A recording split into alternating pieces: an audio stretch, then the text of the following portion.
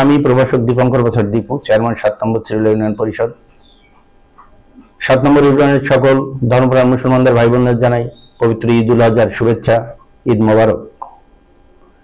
ঈদ উল আজহা আমাদের আত্মশুদ্ধির মন্ত্রে দীক্ষিত করে, আমাদেরকে আত্মত্যাগের মহিমায় উদ্ভাসিত করে, আমাদের ভ্রাতৃত্বের বন্ধনে আবদ্ধ করে, আমাদের পারস্পরিক যে বিভেদ, সেই বিভেদ থেকে আমাদের পরিত্রাণ পাওয়ার একটি মোক্ষম উপায় হচ্ছে এই ঈদ উল আজহা। কারণ কুরবানির মাধ্যমে আমরা আমাদের ভিতরে যে অপশক্তি আছে সেগুলোকে আমরা দূর করে কুরবানির মহিমায় উদ্ভাসিত হয়ে আমরা এই যে বলিদান করি, আমরা যে কুরবানি করি, সেই কুরবানিটা সবার ভিতরে যেন ছড়িয়ে যায়, সবাই যেন আমরা খারাপ সঙ্গ ত্যাগ করে ভালো পথে এগিয়ে আসতে পারি।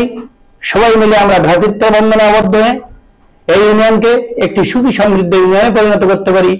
কুরবানির এই আদর্শ আমাদের সবার মাঝে যেন ছড়িয়ে যায়, আমি সকলের কাছে এই আহ্বান জানাই। কারণ কুরবানির মাধ্যম দিয়ে আমরা আমাদের যে খারাপ দিকগুলো আছে সেই খারাপ দিকগুলো ত্যাগ করে ভালো কাজ করার যে অনুপ্রেরণা, সেই অনুপ্রেরণার জন্যই আমরা কিন্তু কুরবানি করে থাকি। তাই এই কুরবানিতে আমাদের সকল আত্মীয়স্বজন, বন্ধু বান্ধব, ভাই ভাই মিলে সবাই যেন এই ঈদের আনন্দ একসঙ্গে উপভোগ করি। সিভিল যেন যে ঐতিহ্য ছিল সেই সুখ সমৃদ্ধি বজায় থাকে এবং আমরা সকল হিংসা বিদ্বেষ হানাহানি ভুলে একটি সুন্দর সমৃদ্ধ সিভিল ইউনিয়ন গড়ে তুলি।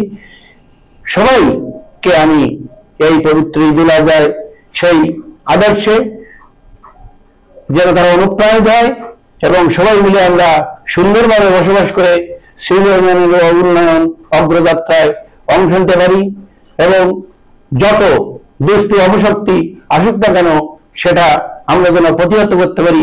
এই হোক আমাদের এই ঈদ উল আজহার অঙ্গীকার।